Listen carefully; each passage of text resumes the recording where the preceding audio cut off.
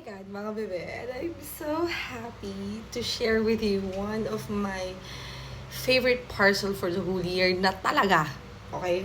So, nabuksan ko na siya. Pero syempre, bibigyan ko kayo ng background story. I've been an 18 since last year during the Gento era. Okay, hindi ko yung i-deny. Kasi nung narinig ko talaga yung Gento song nila, as a dancer, sobrang na-hype ako doon. And starting from then, nag-research na ako about SB19. And slowly, hindi ko namamalayan na nagiging 18 na ako. And eto na nga. Last Tuesday, I have a friend ko since elementary, si Sam, na nag-chat siya sa akin. Sabi niya sa akin, pre, gusto mo ba manood ng SB19 concert? Sabi ko, oo naman, be. Kaso nga lang, hindi ako nakapag-purchase ng ticket ng day 1 kasi sold out agad ako. Oo, ay, 18 talaga. Ay, nagagalit. Hindi naman nagagalit. Tapos, sabi ko, hindi ko rin naman nakalain na magkakaroon ng day 2. So, kaya na out of budget na rin ako. Then sabi niya sa akin, bibigyan kita ng ticket for free. Sabi ko, hala, hindi tayo magbibiro ng libreng ticket. Tapos sabi ko, hala, seryoso ba? Sabi ko gano'n sa kanya. Tapos sabi niya, oo, be, free to. Sabi niya sa akin gano'n. To be honest, hindi na ako nag-expect kung anong seat yun. Kung saan ako pupwesto. Basta makanood lang ako ng concert. Tapos eto na nga. Di sabi niya sa akin, ganito yung ano yung sa pwesto yung upper box, lower swing, ganun. So sabi ko, okay na yan, laban na yan. Then sabi niya sa akin, sige, papadala ko na lang sa'yo after ko ma-print, ganyan. Tapos alam mo ba, sobrang excited ko kasi the reason why gustong-gusto ko rin makanood ng Simula at Wakas concert kasi I was there nung day tour, nung kick-off nila ng pagtatag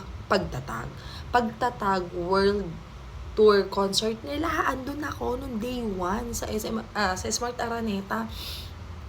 Sabi ko, gusto ko talaga makanood to be part of SB19, another accomplishment, concert journey nila. And birthday gift ko na rin yun sa self ko. Yun ang gusto ko talaga mangyari. Yun nga, kaso nawala na ako ng parang pag-asa kasi ang bilis talaga ma-sold out and everything. Tapos ang dami pang nangyayari mga bagay-bagay lately. So hindi ko na siya parang binigyan ng importansya. Tapos biglang may ganito. Ang OA na ba, Tapos, eto na. Di sobrang excited ko. Minessage ko ngayon to si AJ. Si AJ is yung lagi ko na kakasama sa videos ko dito lately. Yan. Best friend ko yan sa modeling since 2016. O, ikalma nyo, hindi ko yan boyfriend. Best friend ko yan, okay? Si AJ ay isang professional cosplayer, model, photographer, and costume designer.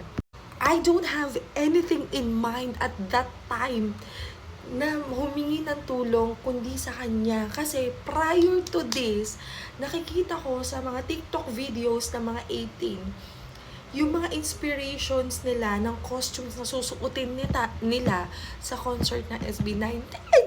So I was like, oh my God, ang gaganda. And there goes, magkakaroon ako ng free ticket. Oh, bakit? Hindi. Magdadamit tayo. Hindi pwedeng hindi tayo magdamit. At kinonta ko nga talaga si AJ. Sabi ko sa kanya, go, ganyan. Sobrang excited ko. Tapos ayaw niya pakinggan yung VM ko. Tapos, wala rin naman siya naging choice kasi nag-live ako noon. Kasi, doon niya ako kinulit. Inasar niya ako doon sa live ko. Then, pinakinggan naman pala niya eventually. And then, sabi niya sa akin, kailan natin sisimulan yung costume, ganyan. Sobrang naging happy na, above na to talaga. Kasi yung best friend mo, full support and everything. Tapos, nagkita kami ni AJ.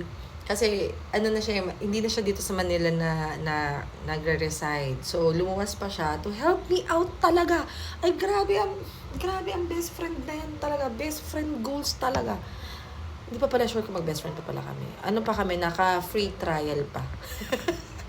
So, lumuwas siya, and then, nag-conceptualize kami ng concept before that, ng costume. And then, nung lumuwas siya rito, naghanap na kami ng mga materials na ma-achieve namin yung look na yon na peg namin. Although we have options of looks, nang hindi kami gagastos ng malaki. Oh my God, you know what? While I'm talking, sabi ko, magagamit ko na yung light stick ko. Kahit hindi ito yung bagong LSB, okay lang. Isa pa yan yung LSB, bilis na sold out. Okay lang, magagamit ko siya ulit. charge kita. O, hindi gumagana. Isa-charge ko. Tapos, ayun na. Naghanap kami ng mga pwedeng materyales na gagamitin namin sa costume. And then we found we had finalized our concept doon sa costume na gagamitin ko. And yesterday, I was there at his home. Sinukat ko na yung costume na nagawa niya. And oh my God! Sobrang, talaga.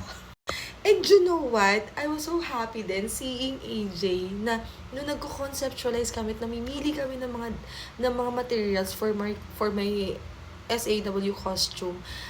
Yung spark ng pagkasaya niya rin, ng enthusiasm niya, na makapag-create ulit ng damit at madamitan ako ulit kasi it's been a long time since the last time na nag-photography kami or nag-photoshoot kami na ako yung model niya at ako yung dinadamitan niya. So, ang tagal na nun. Ngayon na lang ulit maulit. And kita-kita ko talaga yung excitement sa mukha ng best friend ko. As in, ang saya-saya niya. And seeing him that way made my heart so happy din.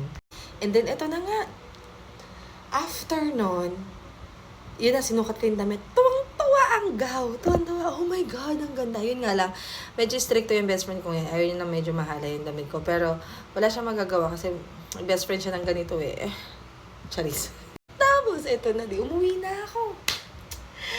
Dumating na yung ticket. Kasi sabi sa akin ni Sam, sabi niya, be, ipapaprint lang namin ng yung ticket ganyan. Tapos ipapadala ko na sa'yo. I think nasa naghahanap kami ni AJ ng costume.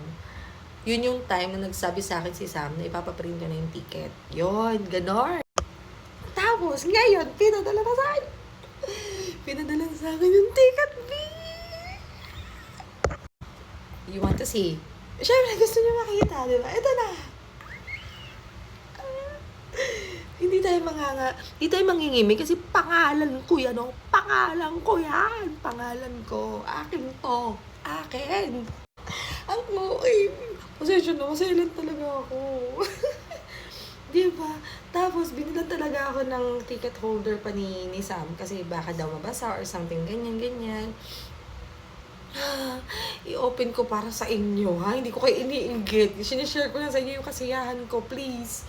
Yun lang, hindi ako marunong mang-inggit. Pruweba.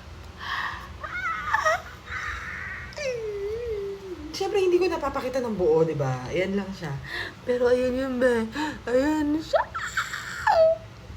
Ayan siya. Oh my God. Oh my God. Imagine guys, hindi ko na iniisip talaga, binigyan na importansya na makapag-secure pa ng ticket even on the day 2.